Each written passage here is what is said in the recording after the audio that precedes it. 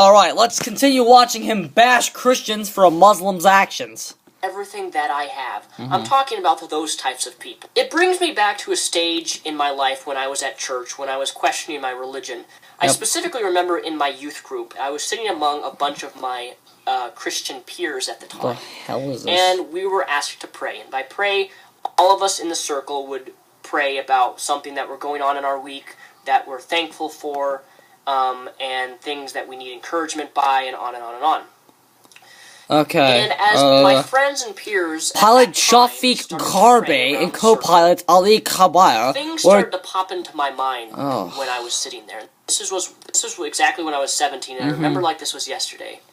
So my friend who was sitting next to me, those are real Christian names, don't you think? Saying, thank you for giving me such a fantastic Muslim week pilot at the and lake. co-pilot. I had a fantastic time. My family was safe.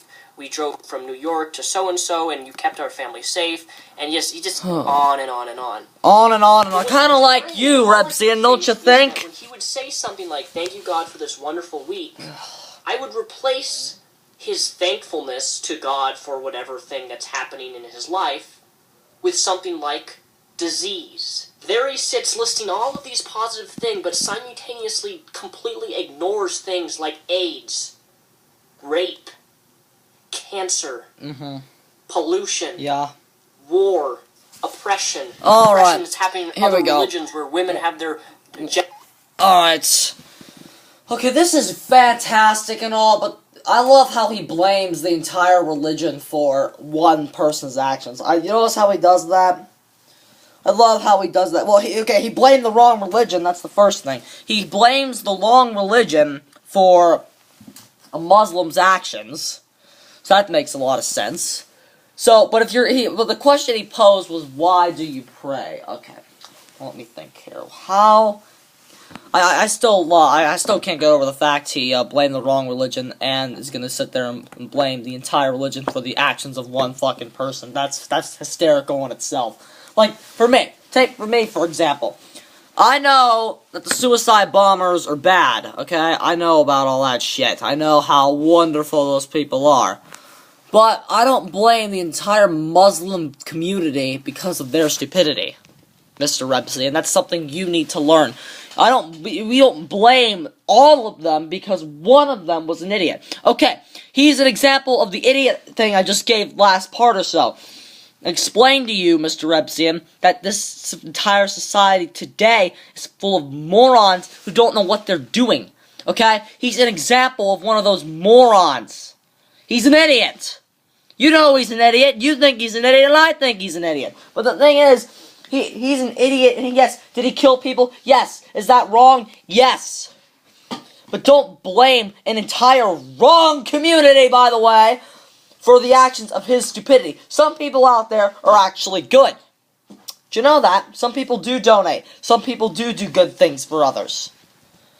And you're gonna blame them, you're gonna label them as an idiot because of the actions of one person? Are you stupid? What's wrong with you? Are you stupid, Mr. Repzion? Okay, wait, don't answer that. Don't answer that. I don't want you making a video on me and fucking repeating yourself 8 fucking times. I don't want that. I just think you're an idiot for doing this, getting on camera and gonna sit there and blame Christians and God because of one person's stupidity. Yes, that person's a fucking moron, but you're gonna blame others for his actions? God, you have no hope. You have absolutely no hope whatsoever. And by the way, sir, I'm not one of those fucking religious fanatics. I don't go to church on Sundays. I don't do this. I don't do that. I don't pray. I don't do anything. I complain about the system. I know popes, I know priests rape the altar boys. I know Muslims blow shit up. I know all this shit, okay? I know that the church is corrupt. I know they ask for donation money. I know their fucking sins are fucking jokes. Paying your bills. But the thing about me is, I don't blame everybody in that group for what they do. You do. And that's why you're a fucking idiot. Now let's continue. Genitals mutilated and cut out. Constant hunger and suffering in other places around the world. For For each thing he said he was thankful for, I replaced it with a blank of something like that. That is when I knew I was questioning my beliefs. Whether prayer was genuine or real, whether a God existed. That's when I knew I was going through a stage of coming out of religion. Just yesterday on my personal Facebook, I read a Facebook post by one of my Christian acquaintances that I know. I'm actually not a friend of this person, but I know who he is. One of my friends commented on his statuses, and because I'm friends with friends, I was able to see his status. So I read his status, and he was basically in the form of a Facebook status, asking for prayer for his mother, who has recently been hospitalized for some medical condition that she's going through. When I read the status, all I really did was let out a big old...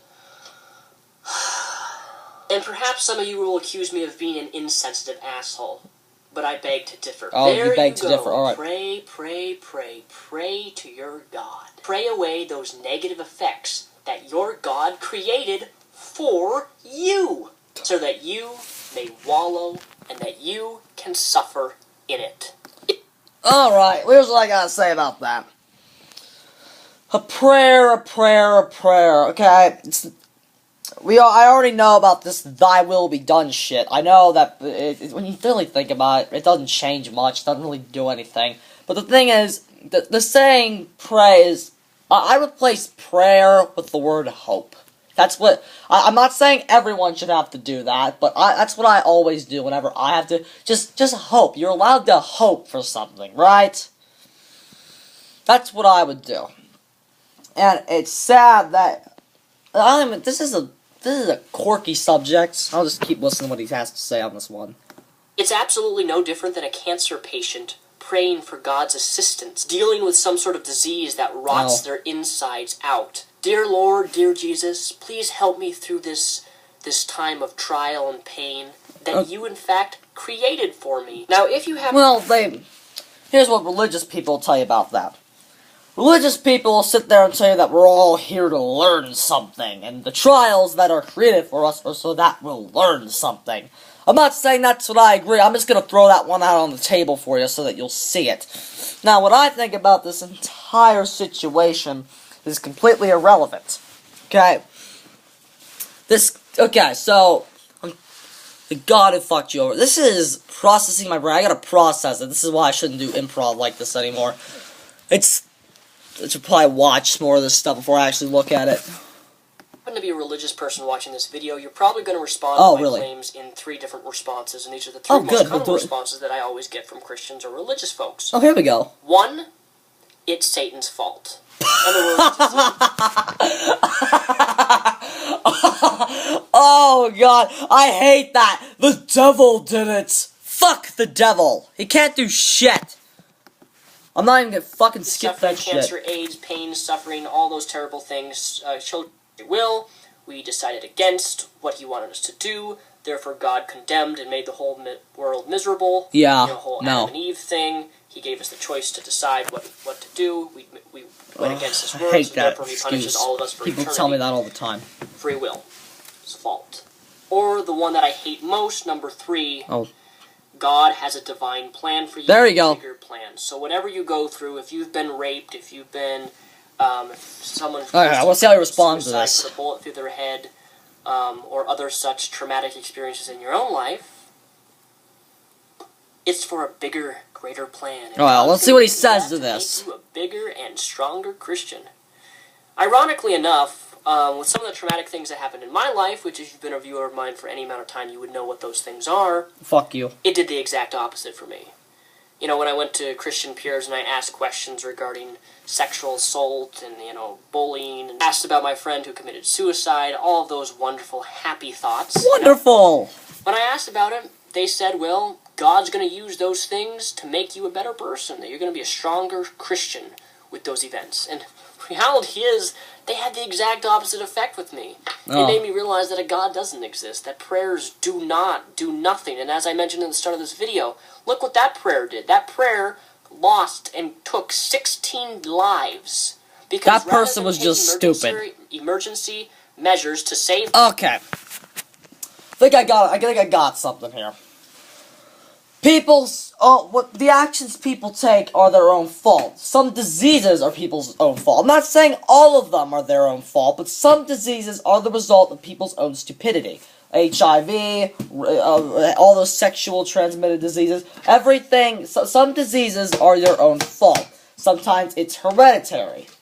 Sometimes it's not your own fault, but still, sometimes it is. Okay? And sometimes, okay, a rape can sometimes be classified as your own fault, too. If you go to the bar alone, and you do something stupid like that, then yeah, it's kind of your own fault, too. Some things can happen due to one's own stupidity. Now, I'm not saying all things can. Not all things can. Sometimes, some things people are completely helpless against. And with that, you just gotta sit back and see what happens. Not because nothing's going to help. You just have to hope. You just have to hope.